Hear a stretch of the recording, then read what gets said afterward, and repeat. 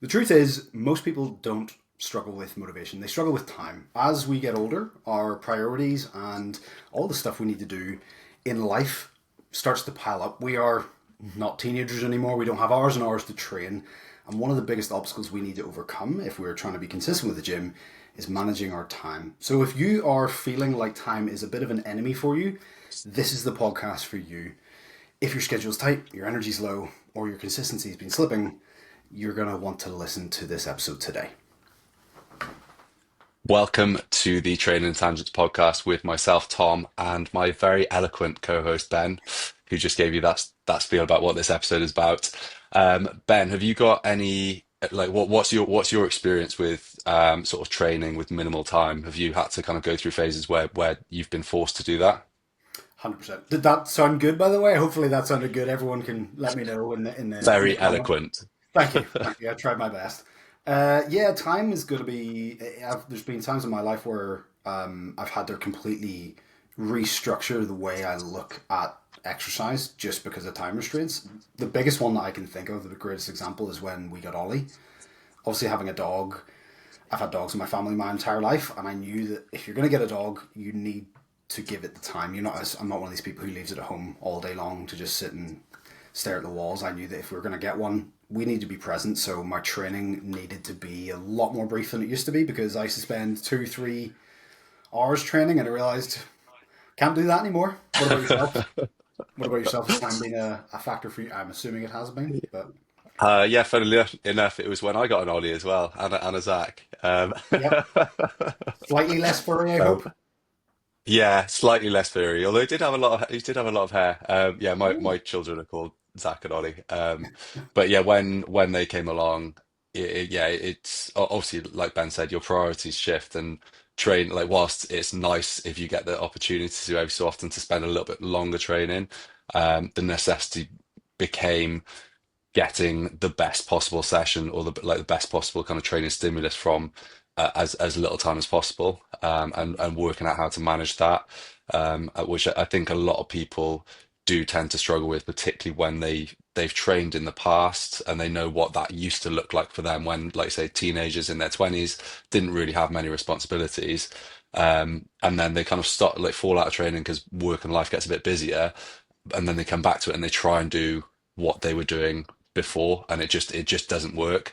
Mhm. But hopefully today's episode, we've got 5 points that will hopefully show you that you are able to still, even if you don't have much time, you're still able to actually get some really good results. Like sometimes it is about like ticking a box, but what we're going to talk about is actually how we can still get really good results with limited time rather than just kind of feeling like you're going through the motions. Because again, I think that's a barrier for a lot of people is like you feel like you've not got enough time, so you're like, oh, what's the point?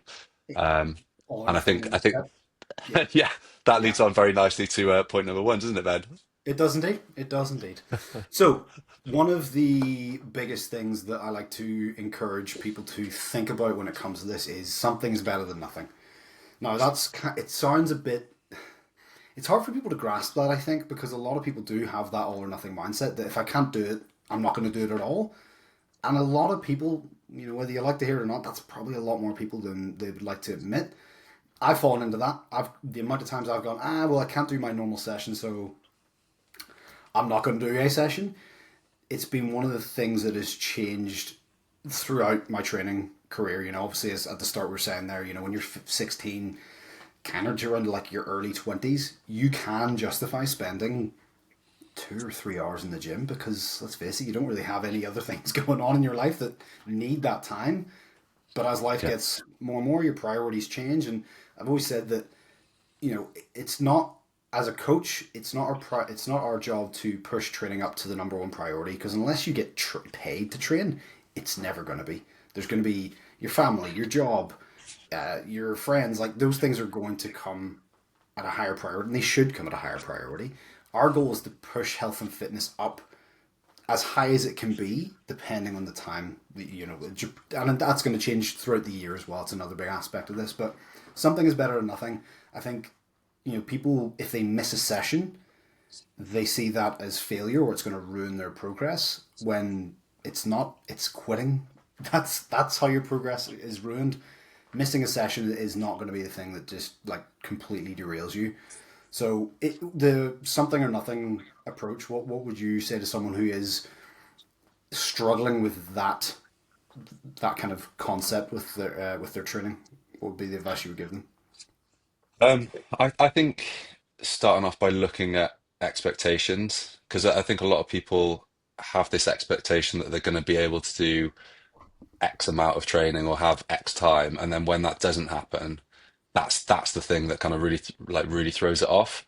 Mm. Um, Whereas, and I think just like managing that expectation is going to do the most for you when it comes to sort of like something over over nothing, because it's like you say, it's that feeling like you failed. It's um yeah, having that expectation that you're going to be able to do this, you're going to have this time, and then suddenly you don't have that time because you've got to work late or children are ill or whatever Yeah. life stuff throws at you, and then it's then adjusting your expectations to be like, okay, but I know I can still get this thing done, that's going to be really beneficial and help me still progress towards my goals. Because I like I said, I've had it in the past before where um like if you're not able to do what you think you are going to be able to do, you're like, there's no point, and you almost have a bit like you feel like you have a bit of sulk about it, don't you? Oh yeah. Um, and it's so funny because like obviously both of us still fall foul of that, like both with training and with other stuff as well. Um, and it is legitimately really hard to get over, but just shifting that mindset to to okay, I'm going to get something done regardless of the time that I've got. And I think it's like we've spoken about before, having sort of a minimum standard of what you want to do in a week, and then if all the stars align and you do get all the time that you think, like then have a plan for that as well. But having something that you can kind of fall back on as a minimum standard is really useful. Yeah. I think one of the ways that I combat that with clients is a lot of the questions that I ask people when we're starting out is, and I'll ask this frequently as well because life changes all the time, like constantly changing. I can't remember the last time I had the same day on repeat. There's no Groundhog Days in life. It's always changing. One of the things I always get out from the start, and as I said, as it continues to roll out, is how many sessions can you do in a week? Like your worst week, what does that look like? Is it 2 sessions? Is it 3 sessions? And obviously, a lot of people want to do more, especially when it comes to training. Training is one of those things that people are always willing to do. They always think they need to do more and are always willing to do more because it's an action. Like they're like, Yeah. oh, I'm doing this thing, so it makes them feel good. So the way I always structure this and frame this, and it helps me and it helps my clients a lot. Let's say you say, okay, I can do 3 times a week. I'm like, okay, so two is 100% doable. And if you say you can do three in your worst week, two's doable. Let's focus on just getting those two done. Because if you get those two done, and in your head that was the goal, if you get the third one done, you feel like you've overexceeded, and the mindset shift in that is huge. And that's what I do to myself. For instance, I've changed my training to kind of get me back into the flow of things after injuries and holidays and sickness and all those things. And I've reverted back to what I did whenever we first got Ollie, which was go back to a very simple training program. It's actually 531, like a strength training program. Super easy. I know it like the back of my hand. It's minimal like exercise design, so it's super simple and easy for me to get involved with. But I've said to myself, look, I'm going to do 3 sessions per week. I know that I can do four. Therefore, I 100% know I can do three. So if I get those three done and I do end up getting that fourth one, or I might even get a fifth one, to be honest, I feel like I've done so well. Whereas I go out and say, okay, I'm going to do four, and then I don't get that fourth because, as you said, something comes up. For example, like my mum is super bad at like inviting us round and giving us time to know. She's like, "Can you come around tomorrow?" And we're like, "Sure, okay." Do you know what I mean? And I'm always gonna pick that over. I'm not gonna be like, "No, mum, it's bench day tomorrow." Thanks, but Yeah. like if you're doing that, seriously have a chat with yourself. But my point is that you set yourself up for the expectations, as you said at the start. You need to manage those, and that's a big part of coaching. It's managing people's expectation of what they can achieve and what they can achieve in like a week and what they can achieve in a day. And we'll talk about that a little bit later on in point number 3. But Yeah, something is better than nothing. It's the rule that if someone came and said, here's £10 or nothing," you're gonna take £10. Like that's what, like $20 if you're American. Yeah. $20 is not to be snubbed at, but yeah, that's the whole point, is that something is generally speaking better than nothing. It's not, and that does mean that sometimes you have to shorten your sessions, and we'll talk about that in point number two as well. How to make those sessions as the best bang for your buck as such. But yeah, is there any advice Yeah. you give clients, or is there anything that you do you find people struggle with this, like this something or nothing? Is that something you kind of run into with a lot of people? Um, I think I guess not so much with the clients that I coach because we constantly having a back and forth. And if, for example, they're having a week where they do have less time, Mhm. then we'll look at structuring things in a way that they can still get something useful done. And like I said, I think probably the biggest belief that I think holds people back is that feeling like you can't get something useful or something that's going to help you actually get get results in a Yeah. short space of time, which is just not the case. And again, something we'll come on to later in some of the later points. Um, but yeah, with the clients that I work with, we have our sort of base program, but then if, for example, stuff's coming up and they're traveling for work or that sort of thing, we'll look at creating some flexibility within that. And it might be that if, for example, on a normal week they train three times, we'll condense it down into two sessions, for example. So we've kind of spoken about that, and then it's just learning how to do that for themselves. And a lot of time, it's like that's what I'll start like we'll do to start with. But then as we go along, if something comes up that they're not expecting, then they know and they have the skills to be able to do that for themselves, which I think is really really useful. Because like you say, it's about getting that consistency over a period of time rather than being 100% on for two or 3 weeks, Yeah. as a lot of people are, and then completely falling off because the plan is unsustainable or unrealistic.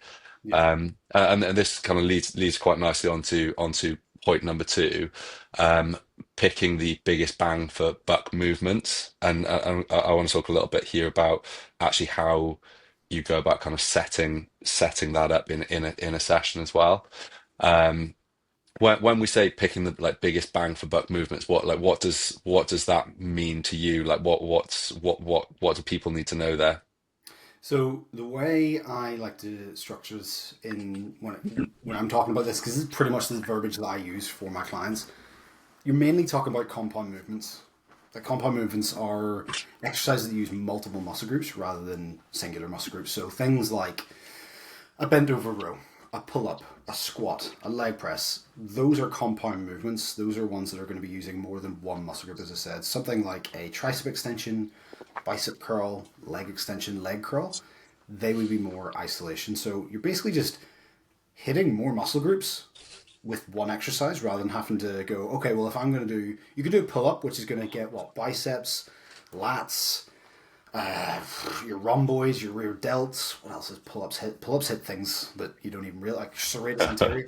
Now, you could Yeah. split that all up and do each of those muscle groups individually, but that's going to take you four times the time that it would if you just did pull ups. Now, again, pull ups are not easy, by the way. That was a bad example because pull ups are not an easily accessible movement. The first thing I thought of, but yeah, when it comes to that, you're better choosing exercises that are kind of going to hit as many muscle groups as possible. So the way I structure it as well in this sense is I give my clients main quests and then side quests as well. Main quests are, look, if you are in a push for time, if you are not feeling too great, or the motivation isn't there, go in and just get these main quests done, which again are typically speaking predominantly compound movements. If you get that done, cool, that session's done. Like you've got it done. You don't need to go and do the side quests, which are again just typically isolation exercises depending on what the client is looking for. But yeah, compound movements are your best bet. So if you're struggling to make that time or find the time, pick exercises. And again, it's incredible. If you're unsure of what they are, Google it. Just Google it. Yeah. Just be like, is a bent over row a compound movement? Is a chest press a compound movement? Simple as that. But yeah, again, it's Yeah. just it keeps it very accessible for you. because you're not overwhelmed. Like, I don't know about you, but whenever I remember someone showing me their workout once in the gym, this is a couple of years ago, and I had to scroll 2 or 3 times to see their entire workout. And to me, that's overwhelming as hell. Like, if I'm Yeah, looking around and go, okay, I've done 4 exercises, I've still got 7 more to go. I'm like, oh no, whereas I go, okay, here's 4 main things to focus on. This is going to be doing what you want to do. Cool. If you get that done, you can leave. Um, yeah, yeah, pick 3 or 4 exercises, compound movements. That yeah. should do most of the work for you. Just to add to that, in terms of actually kind of classifying those movements, there's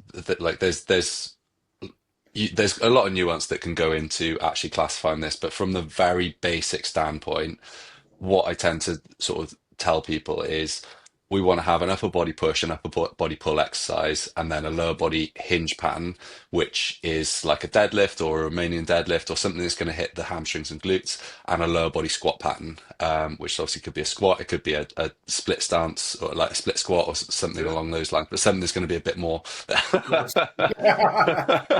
Ben Split was just squat's slow a as swear word, isn't it? As a coach, well, clients see that anyway. Anytime I say it, oh, my clients are like, "What did I do to you, Ben?" I'm like, Yeah. I think "Say the that." worst bit about them is that because you're doing one leg at a time, you basically have to do twice the amount of sets that you would have Yes. to do if you do if you do something bilateral or with both Hmm. legs. Yep. Um, but yeah, but basically, if we're classified like on a very basic standpoint, like if we hit an upper body push, an upper body pull, a lower body hinge pattern, and a lower body squat pattern, we're pretty much guaranteeing that we're going to hit every single muscle in our body if those are compound movements. So like Ben said, a pull might be a pull up or some kind of row variation. A press will be a bench press, a press up, a dip, and any movement like that. Um, we're gonna pretty much guarantee we're gonna hit everything with that. And if you're sort of looking to actually spend the least time possible training, picking compound movements and picking an exercise that hits each of those things and just doing that consistently like once or twice a week, that's gonna get that like that's pretty much all you need to do.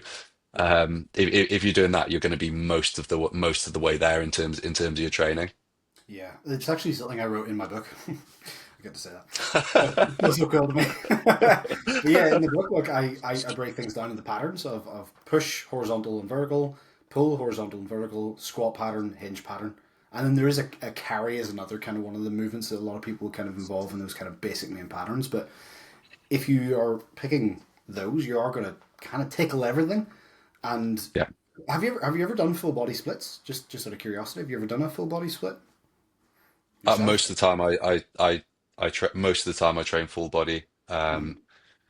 Yeah, and to be honest, that was one of the things I was gonna say is if you are short on time and your weeks are a little bit chaotic or like volatile, let's say you don't know what's going to go on, what I always recommend people do is start your week with a full body session with Yeah. one of each of those movements because Mhm. that way you're guaranteeing you're going to have hit everything that week. If you don't get into the gym again, you've at least hit everything once, but it just gives you that flexibility then if later on the week you can only get one other session in, cool, hit another full body session. If you do have time to do a bit more, then maybe do like an upper lower split or something along those lines.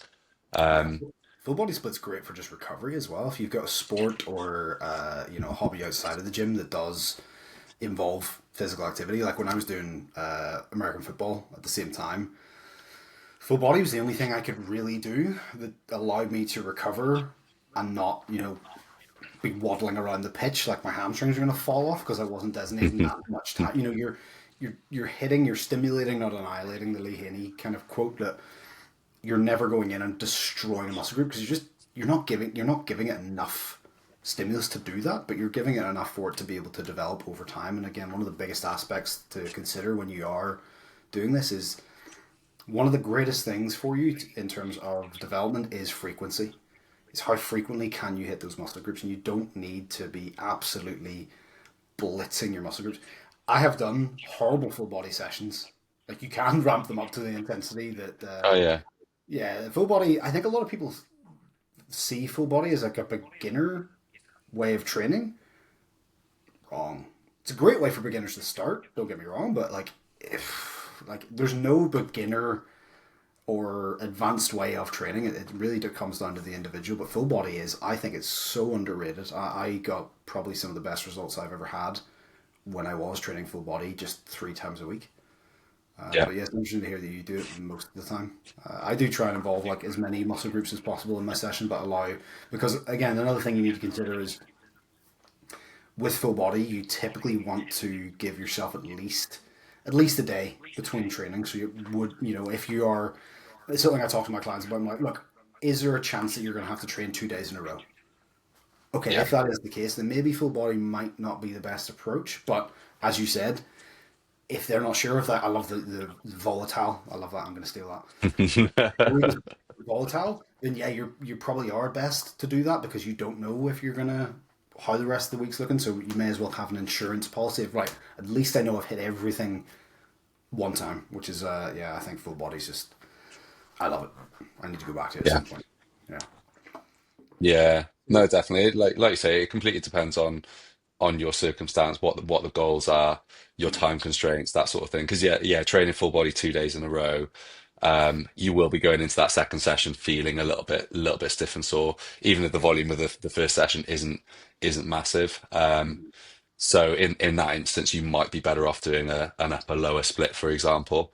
yeah. Um, but yeah, there's yeah, And the other thing it's is that if it does come to it, and you do have to do two full body splits in a row, we are. I think we're much more capable than we realize. I think we yeah, get definitely. cotton wool people and be like, oh no, you can't do that. If you're doing it consistently, if you're doing full body like 3 days in a row consistently or 2 days in a row very consistently, then yeah, you would should definitely consider a different split. But doing it from the odd time, it's not going to be the worst. Yeah, Yeah, you're probably not going to be as strong. You're probably going to be a little bit more stiff, as you said, but you're not going to die. Like you'll be yeah, yeah, fine. Like it's just going to suck a little bit more, but like you're not. You're again. I think one of the things that I really want people to realize is their bodies are capable of so much. Don't limit yeah. yourself by assuming your capacity. You want to test out and find out what your capacity is, and a lot of the times it's kind of messing around and finding out like what you can do, and that's the majority of the starting of like when you do start training, you kind of are just kind of figuring stuff out for you as an individual, and that's kind of the fun part. But then as you get older, you kind of learn, okay, well I can't do two full body sessions in a row because I go too hard on the first day, and then the second day I just hate myself and I can't walk, and sitting down to go to the bathroom is torturous. So yeah. Point number three: Yeah. Point weekly number three. weekly checklist. So Tom, what does a weekly checklist look like for you? So I find this is quite a useful way to put things together if every week is different and you don't have loads of time or the time that you have changes on a weekly basis. Um, it basically look like rather than having three set sessions that you have to do in a week, having a weekly checklist of the stuff that we've already spoken about. So like it might be your minimum might be 4 sets of a push, a pull, something squat based, something hinge based, and maybe 20 minutes of easy CV as a really basic example. CV, And then CV being uh, CV being aerobic training, cardiovascular, something like that, a run, a bike, something along those lines that gets your heart rate up for an extended period of time. Um, and yeah, because I just find like if you're, I think this helps get people away from that kind of all or nothing mindset because they're like, oh, okay, I've got these 3 sessions, but actually that's not going to be realistic for this week. But I know I can do 2 sessions and I can split it up like this because you've got your sort of minimum amount that you want to do for that week. And it's a really interesting point because I think when you look at the volumes you need to actually make progress, a lot of people kind of bang on about 10 sets per muscle group per week to get the best results from a hypertrophy perspective, which is building muscle tissue. So if you look at what 10 sets would be across a week, that would be like for your chest, for example, that would be 3 or 4 sets of bench, 3 or 4 sets of a dumbbell bench or a chest press, and then 3 or 4 sets of I don't know, pec flies or another push-based movement, and that will probably get you like for most people in and around kind of optimal results. But what people don't realize is that people who were like in that same study, people who were doing five or less sets were actually getting 60 to 70% of the gains that the people who were doing the 10 sets were getting. So people always bang on about like, oh, you need to do 10 sets to make this progress. Actually, like 3 to 5 sets that you push quite hard are going to give you 60 to 70% of that same reward that you would have got from doing more. So it's one of those things that more is going to be better to a certain extent when it comes to lifting and the results that you can get. But doing half the amount or like less than half the amount can still give you the majority of the gains that you would have got from doing that amount.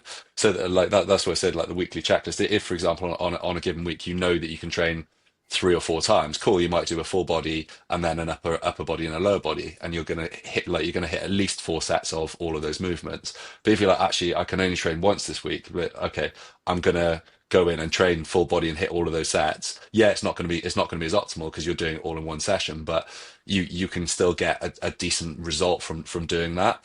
Mhm. And those are the things that I like from a weekly checklist perspective that I think are most useful. Do you use this as a like with clients or like when you're kind of talking to people about sort of consistency and training with minimal time?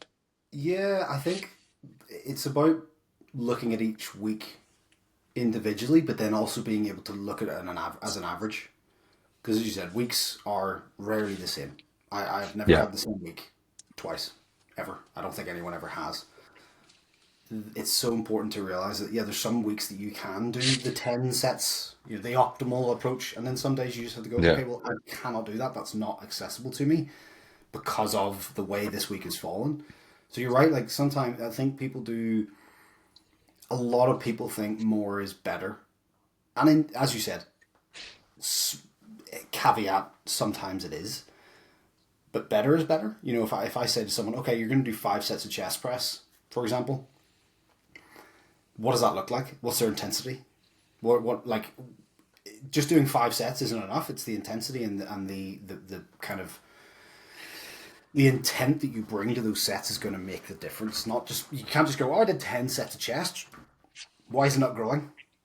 Like, yeah, well, because your intensity was that of a wet towel. Like, you need to come in with that intensity, and sometimes doing it with less sets is actually a better thing for you. So sometimes just dialing it back and I think a lot of people get thrown off because they set these standards. It's almost like a template that they set in, and as soon as that doesn't work, they freak out. And there's no flexibility at all. And this is something that your training and stuff should not dominate your life. It should be enriching it. It should be this thing that kind of enriches it, and it shouldn't be the thing that you feel stressed about getting done. Your weeks are going to be changing. There's some weeks where you will be able to get 10 really good sets. You're in a good place. You've eaten well. You've slept well. Again, for you, like kids waking up, that's going to disrupt so you have to be able to treat it like a dimmer switch of like, okay, this week yeah, I can put it all the way up. Cool. Okay, this week, what's it looking like? Well, I didn't sleep that well. I was maybe out the weekend, was maybe having a couple of drinks with mates, and my sleep pattern wasn't great. Okay, so I'm realistically having to like dial it down a little bit. So I think having a dimmer switch approach to this kind of falls into that same thing as like that checklist of what does a successful week look like to me this week, not yeah, not next week, not the previous week, because it's going to change. So I think just having, I say this all the time, but all you can do is give it what you've got. That's it. You can never give anything more than that. And it's like, oh, you got to give it 110%. Like that's yeah, such a stupid. So just I get the sentiment, yeah, but you're gonna just have to give it whatever you've got. If you show up and you've only got 10%, give it that 10%. Some days you're gonna show up and you're gonna have 60%. You give it that 60%. It's just about being able to have that approach of, look, this week is not the ideal week, but what does, despite this week, like the way it's fallen, what is ideal? Is that, 2 strength sessions this week? Is it going out and trying to get more steps? Is it, um, you know, getting a jog in or something like it? It's about staying in the game. Really, that's the point of this. It's really, it's oh, sorry, this is a tangent time. So Miles Garrett, I'm a big American football fan. Miles Garrett just broke the single season sack record. So if you don't know what I'm talking about, no idea. A sack is when a defensive player tackles the quarterback before he throws the ball. So essentially, the play is dead because the Nice. quarterback doesn't throw the ball. He goes down with the ball. It's not good for the other team, or it's not good for your team if you've been sacked. So Miles Garrett, who is, by the way, I'm gonna have to show Tom what Miles Garrett looks like because this man is exactly what you think an American football player should look like. But he broke the single season sack record last on Sunday there, which is 2022, I think it was, or 23. Now, a lot of people, the NFL season has extended to 17 games, which meant that the previous record was played when there was only 16 games. So a lot of people are like, it doesn't count, he only was playing for 17 games, blah, blah, blah, blah, blah. But I was just thinking, that means that guy has been able to play more games. He's been available for those games. Being available in the NFL is the best thing you can have.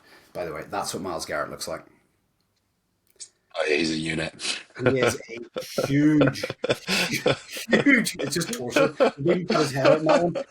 Miles Garrett is an absolute specimen. He's about 6'5", 6'4", Oh just wow. a freak. But I'm more impressed at the fact that he was able to play to the standard he played at for 17 games. Like I've said this all the time, but your best ability is your availability. Showing up is the key.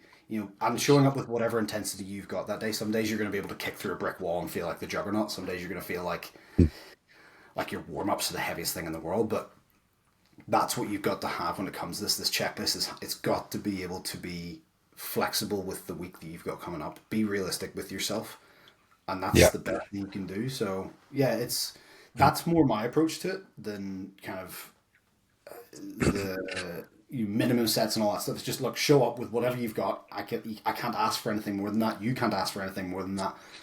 But again, it's going to keep you in the game. And as I said, the only reason this stops is when you stop. It's not about Yeah. like, no, I didn't. I've stopped training because I only did a 45-minute session. Like, no, Yeah. you still did the session. What are you on about? Yeah.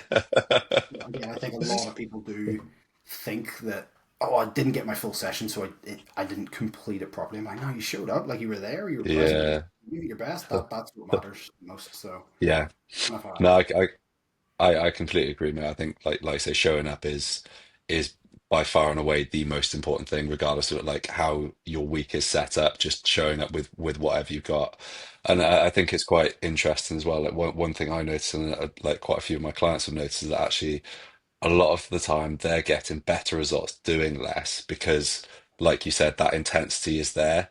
Yeah, When sort of first started condensing my training. I was like, oh, like I'm not going to be able to, I'm not going to be able to do as much that like, that sort of thing. But actually, when it came to it, I was noticing that I was actually getting better results in at the start because I was actually able to, I was more recovered going into those sessions and able to then push yes, harder, yeah, which obviously is like it is a massive part of that sort of intensity piece, and that actually something that like whenever you look at a training program, like majority of the time, it's like 3 sets of 8, 3 sets of 10, whatever it is. hmm For the most of the time for accessory work, I just program 2 sets because I find it like mentally it's so much easier both for myself and for clients to turn up and do 2 sets really hard than do three. Like if you know you got 3 sets, you're going to be a bit conservative. hold it Whereas back. if you Yes, yep, yep. it's Love that. Yep. it makes it honestly, it makes it like yeah, just put like or giving people the option of like 2 to 3 sets and creating that little bit of flexibility there. Like if you're feeling good, want to hit a third set, cool, go do it. But hit those 2 sets and hit them hard. Because if you do that and you show up with that intensity, you're gonna be absolutely flying. Yeah. I mean, I don't know about you, but I rarely program 4 sets for people anymore. Rarely. Oh, never. Like it is so difficult for me to justify that. And even if I do set it, I try to kind of frame it in a way of like, okay, as you just said there, your first set, your first set's usually just kind of like, okay, you've done the warm ups and you're feeling good and you get it done, but you know you have to hold back a little bit because you've got another 3 sets to go. So I always argue the Yeah, fact that look, if we're gonna do 4 sets, I need you to show up for every single one of those sets. If we're doing 4 sets, the number one thing that you need to do is rest do not skimp on your rest. If you're going to do 4 sets, Yeah. I need you to rest for longer than you probably want to. People really struggle with rest periods, which is like odd. Yeah. I get it. I get it. Unless you're like doing what I do and just kind of dance in between sets in my own gym and get going my footballs and basketballs. Like I have to distract myself because you do kind of go, okay, I'm fine now, and then you're Yeah. rushing your next set. But yeah, even whenever I look at things and I'm like 5 sets of things, and I'm like, oh, nah. The the only time I do program 4 and 5 sets sometimes when it's strength work where Yeah, you're purposely keep like the weight's going to be a little bit heavier, but you're purposely keeping 3 or 4 good reps in the tank. Um, and it's useful from that perspective sometimes because you then you get more quality practice of those of the movement that you're trying to practice because obviously there's like strength is multifaceted to a certain extent, but part of it is is a skill acquisition thing. So if mhm, you're getting more practice with of that movement with a heavy-ish weight on your back, you are going to get better as a result of doing that. yeah, yeah, But yeah, for hypertrophy work or like muscle building work, where you're pushing like you want to be pushing those sets like pretty close to failure. Yeah, very like yeah, I can't yeah. remember the last time I would have programmed 4 sets. Yeah, it's something I do, but as I said, I make sure I set the I set the tone for it, if that makes sense. Like, look, if we're doing Yeah, 4 minutes, I need to know that you're not just kind of going, 1, 2, and 3. They're just, they might, no, you need to show up and you need to be putting that in. But, okay, so we've got to point number 3 out of 5. So you know what yeah. time it is. You know what time it is, Tom, don't you? Oh, would you You know what rather? time it is. This is the tangent. So, in the last 2 episodes, we have brought in, it's training and tangents. We want to have a bit of fun here. So, I have got a would you rather question now. Um, Heads or tails of the imaginary coin I'm about to flip, Tom? Tails. Oh, okay. So, would you rather be able to teleport to anywhere in the world, but you Oh, arrive that's a good butt one. ass naked, Yeah. or you can teleport to wherever you've been before, but you're fully clothed? This is That's hard. isn't it? I was saying this today when we were out walking down. I was like, because imagine just we were just walking around, someone just instantly teleported butt ass naked in front of us. You'd be like, what? Because you got to consider. Let's like really ground this in reality. You've got to consider the fact that you just instantly appear wherever Yeah. naked. Then you've got to also Yeah. consider the fact that like, do you have to research exactly where you're going to teleport? Because you can't go, oh, Brazil. You know, but where in Brazil? Yeah. Yeah. Yeah. Like, You have to know. is it, But is is it like that, on is it like on the film Jumper where if you just see a picture of somewhere you can yes. then Let's use okay. that. Let's use that as our reference point. So Jumper, great film by the way. I love that film. Yeah. Yeah, look at a photo and go Rome, the Colosseum, that exact spot. Boom, I'm there. Yeah. But you arrive naked. So it would have probably changed that Uh, film rating. I would say if they did that rule, but or yeah. teleport to somewhere you've been before. You could teleport to anywhere you want, but you're just fully clothed. Hmm. That is really tricky. Because like obviously if you're naked, you can just teleport out pretty quick. Hmm. Um, would be marginally inconvenient being naked for a period of time. Then you've got to consider how Um, would you get clothes because if you're naked, that means that you're not carrying anything.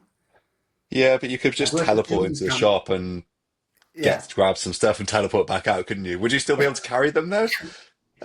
Or See, would they that's the go? thing. So okay, let's implement some rules. You can teleport, but you cannot bring anything with. Because then you go, "I'll just teleport with clothes in my hand." I'm like, that's not Yeah. good. Yeah. So yeah, when you teleport, you're not allowed to bring any other material. Let's assume that whatever technology Okay. you have, it doesn't affect it. It can only be like your skin and organs that teleport. You know what? Um, I have an answer, but I'll let you go first.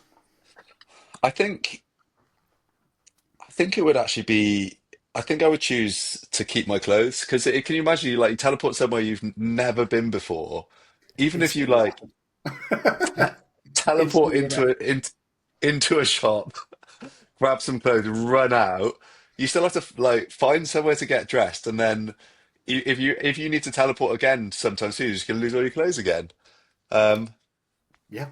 So okay, this is and, my thinking. unless if you is it does the same rule apply? So if you've been there before, you to keep your clothes, because in that case, you could just spend like you could spend a little bit of time just going around all these places, going naked, and then do it all clothes after. That's a good way of thinking about it. We'll keep. Or is it every time you teleport, you get naked? It's every time you get teleport, you get naked. That's it. Okay. So right, I think I would go with clothes, to be honest. I think I would do the naked thing. Yeah. No, this is my thinking. Okay, I would. You'd obviously have to research where you're going because you'd have to like know the exact spot. 'Cause you can't go Brazil and then, as I said, like just where it needs to be a Yeah. specific location. So I would ahead of time post my wallet, that credit card. Like you would post things to that address or the closest place to it, like a PO box.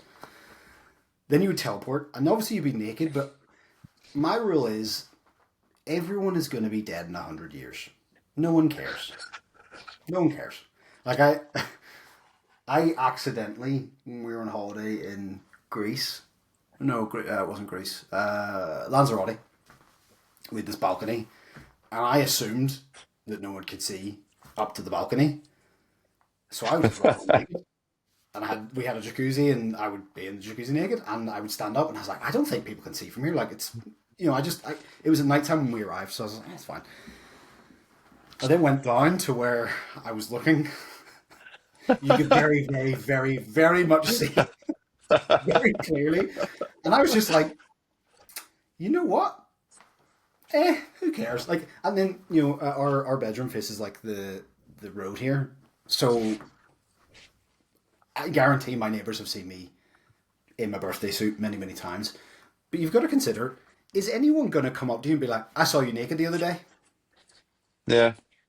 I mean, You're the weird it's one for not saying that. You know what I mean? So I think I it's would yeah, choose the naked one. it's not so much the being naked that that bothers me, but like I'm thinking like if you want to kind of zip around and go to like a few different places and that sort of thing. Like it sounds like you're planning to stay in Brazil for a little while. I You're don't know. That's posting what your it's about. wallet. It's going to take. Yeah, Firstly, yeah, you need a lot of organisation to plan these trips. In which case, you yeah, might as well just fly.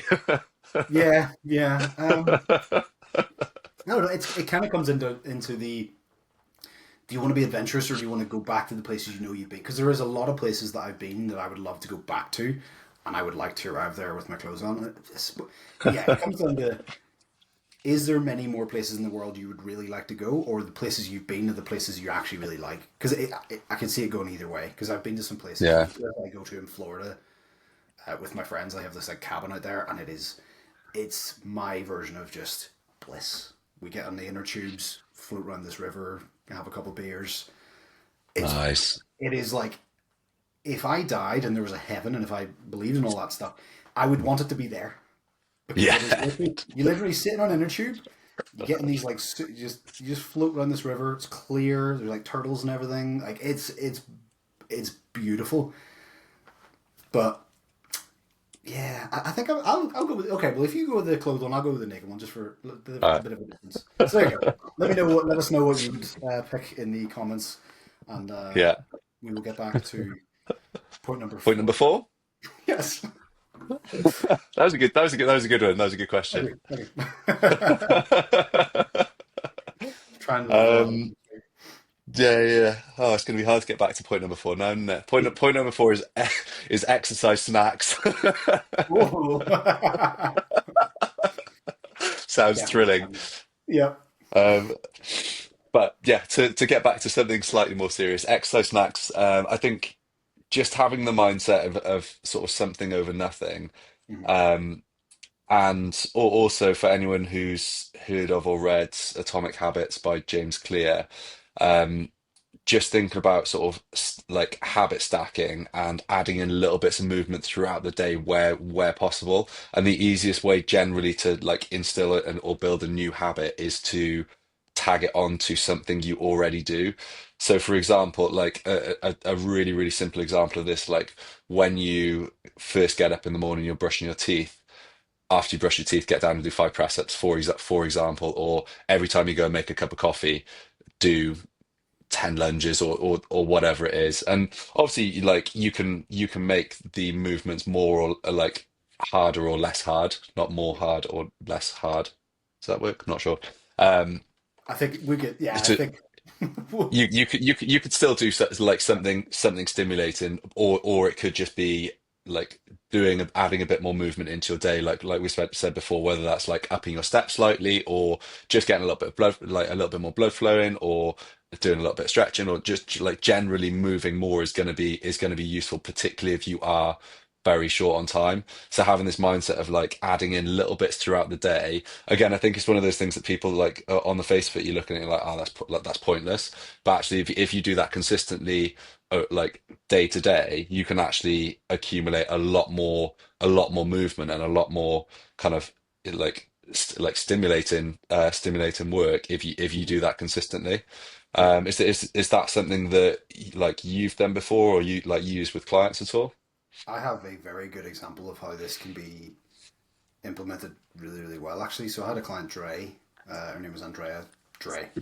Awesome. That's what she's like, call me Cool. Dre. And I'm like, no problem. That's awesome. And Dre basically messaged me. This is 3 years ago now. Dre has cystic fibrosis, and it's not relevant to the story, but again, I like to say that because it makes it even more impressive. But she messaged me being like, look, I can't train. I'm not doing anything you're asking me to do. Blah blah blah. There's no point in you wasting your time with me. I was like, whoa, whoa, whoa. Okay, let's pump the brakes a little bit. Let's get a chat in. And she was super overwhelmed. And like, I get that. Training and exercise and everything you need to do to be a healthy, functioning adult can get very overwhelming. So we broke it all the way down. I asked her the simple question: can you walk for 3 minutes today? And I still remember her looking at me going, yeah, of course I can. I was like, do that. Do that for the next week and just check in with me. Now, after you've done that, drink a glass of water, okay? And just send me a photo of the empty glass and you saying, I did my 3 minutes of walking. And she did that.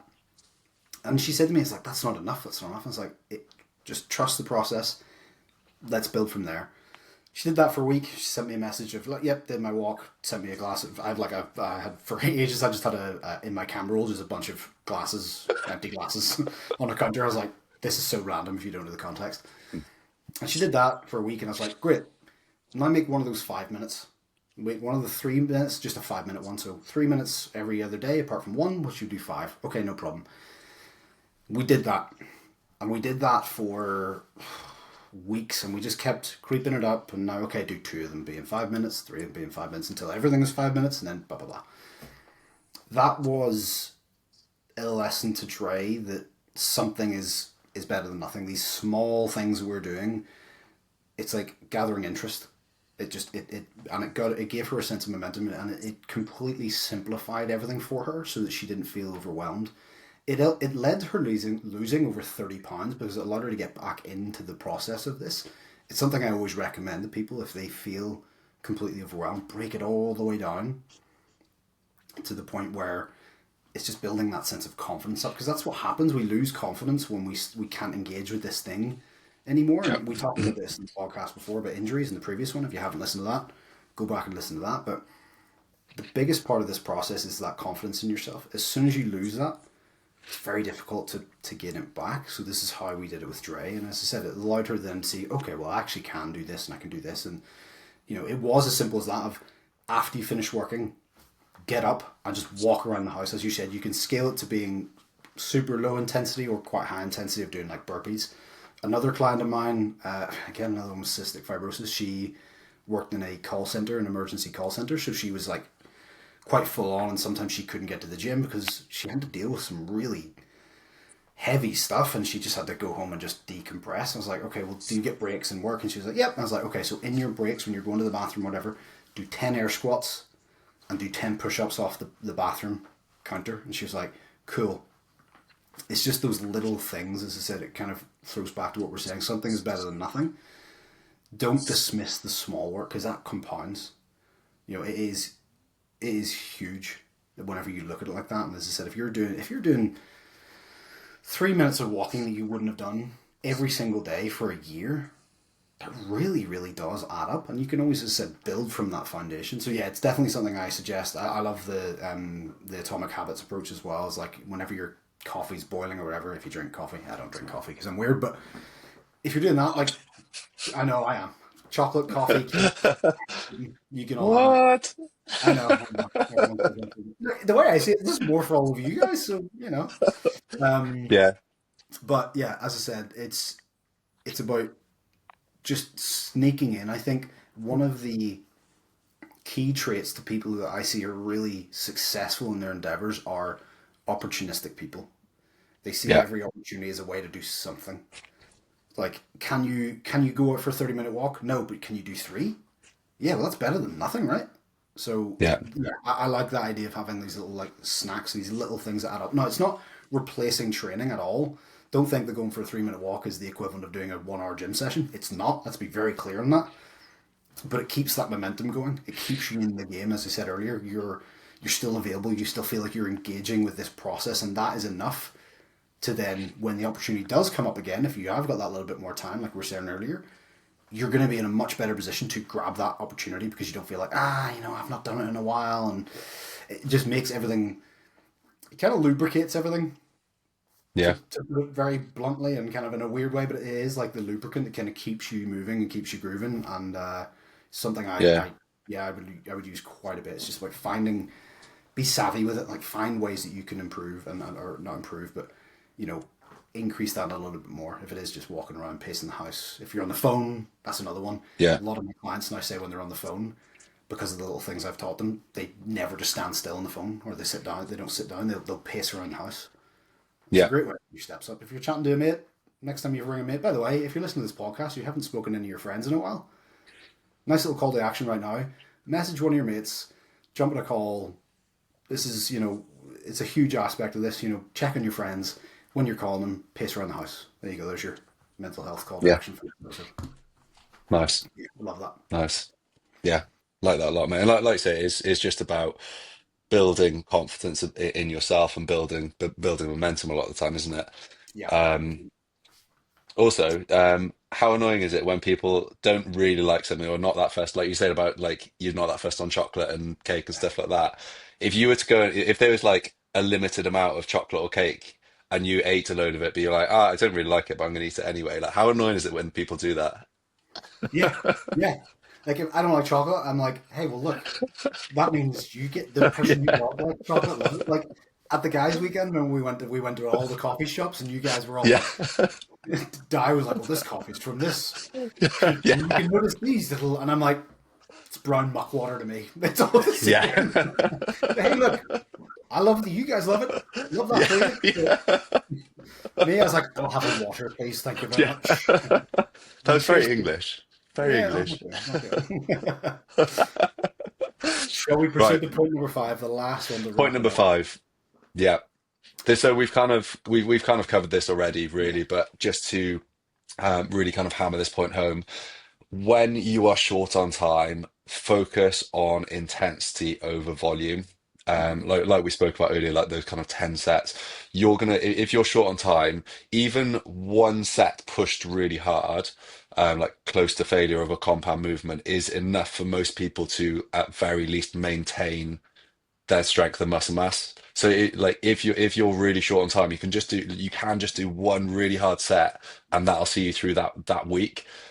So yeah, but basically just whenever you are short on time, focus on the intensity rather than trying to do more. Focus on the quality and the intent behind what you actually can do, Yeah. and you won't go far wrong with that. Do you have anything more to kind of add on that point?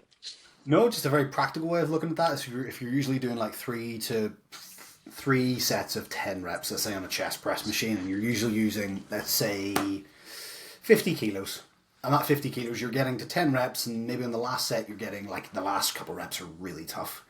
What you could do instead of just, okay, well, I'm just going to do one set of 10 of 50 again, that's obviously probably not enough. You're probably going to end up getting to like 15 to 20 reps just to get to where we want to in terms of close to failure. So, what I'd suggest, if that is the situation you're in, maybe put an extra 5 to 10 kilos on it and just go for it. Like really, like I've done that a few times where I've just been like, look, I don't have time to do 3 sets of this and 3 sets of this and 3 sets of this and 3 sets of this. I'm going to do 2 sets, and I'm going to kind of almost like speed run it. I'm going to go a little bit Yeah. heavier because I can get that intensity. And again, a lot of people, they putting more resistance on a machine, aka putting more load onto a machine or more weights on a machine, is going to ramp up the intensity naturally anyway. So that's a really simple way of doing it. Just put a little bit more weight than you would usually use if you were doing the sets, 3 sets, and just try Yeah. that. Now you might only get like 7 or 8 reps, but the point, your body doesn't really know the difference between 7 and 14 reps. Really, it knows the struggle. That's what you're looking for. Well, You're looking for that struggle. just in terms of intensity, I think we should probably clarify. When you're looking at building muscle mass, intensity will basically um, refer to how close to failure you're Yeah, pushing that set. Whereas from a strength perspective, intensity might be a percentage of a 1 rep max. But when it comes to building muscle, it is how close to failure you get, and it doesn't really matter whether that's a set of 6, 8, 10, 15, 20, 25, even 30 reps. If you push it close to failure, you can get a good stimulus from doing that. Obviously, if you're doing a set of 30, probably you'll end up kind of getting like more like systemically fatigued, like out of breath before you get yeah, close to failure. So generally, probably for most people, in around that kind of 6 to 10 reps is going to be the kind of sweet spot. that's good. But Yeah. yeah, yeah, getting close to failure is going to be the key thing. And like you were saying, Ben, it's like reps that like they don't really mean anything. It's basically us trying to quantify like the stimulus from like from an exercise, which is Yeah. why standardizing your movements as much as possible when you're training, so that you can over time overload them is a good thing. And that's like for me the main reason that like using tempo, for example, is useful, because it just allows you to kind of standardize your reps, and then over time you can be like, ah, I did this weight for this many reps last time. I'm going to add a little bit of weight, or add like try and add a rep or two to what I did last time there. Yeah. I think a good way to summarize this is what we're trying to do in the gym is we are trying to encourage an adaptation to something. If there's no reason for your body to adapt to something, it's not going to adapt. It's as simple as that. If there's no challenge, there's going to be no change because our body is capable of doing what we're asking of it. What we're trying to do is go, okay, we're trying to do this thing. Our body goes, hey, that kind of sucked. And they're doing that over and over and over again. And our body is constantly trying to make things more energy efficient for us. So it's going to then try to make that thing that we're doing easier. And that's how our body builds muscle tissue. Now, again, there's multiple factors when it comes to building muscle tissue, not just that. You've got to consider recovery, hydration, nutrition, stress management, all those things. But that is in a nutshell what we're trying to do. We're trying to introduce something that our body goes, whew, hey, that sucks. They're doing that over and over again.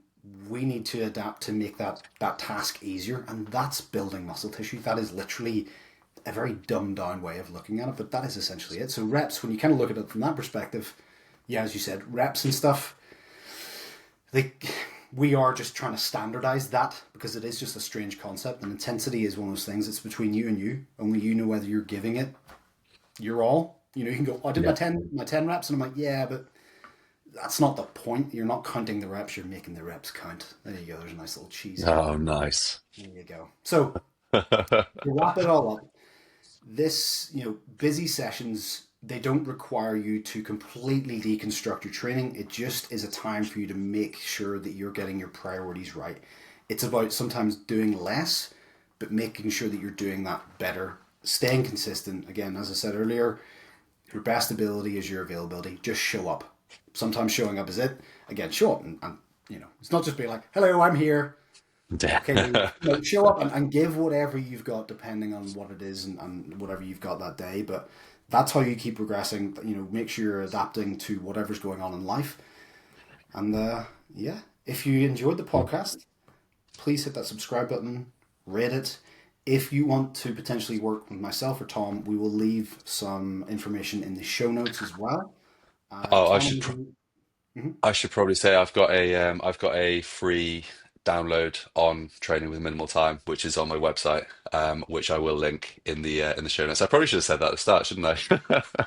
Well, we'll post it in the Instagram post or Yeah, something. yeah, yeah. It'll be there somewhere. It'll be It'll there be there somewhere. somewhere. Yeah. I've got one last thing for you, Ben. Actually, Okay. so this was actually a James Clear post that I saw on Instagram, but I just thought it'd be interesting to kind of explore what single habit, if implemented consistently for the rest of the year, would transform your life the most. One single habit. It's hard, isn't it? Who would transform my life the most? That is a good question. Have you got a thought on it? What's your things? Will I kind of give me time to think about it? Um, Good English.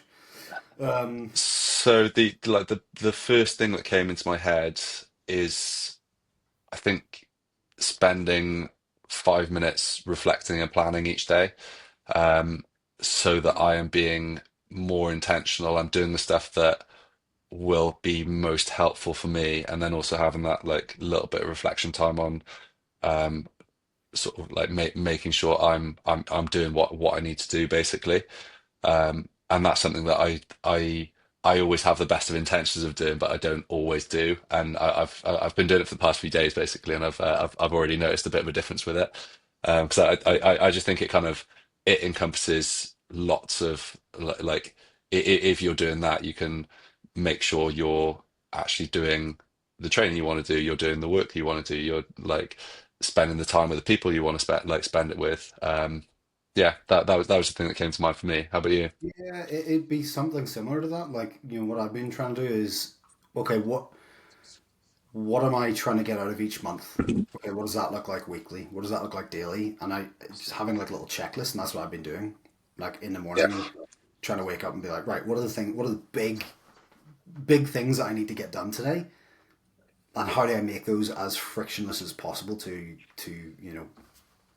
to actually engage with? So that's like my training, that's like making YouTube videos, that's coaching. Yeah, I think time management would be the biggest thing for me.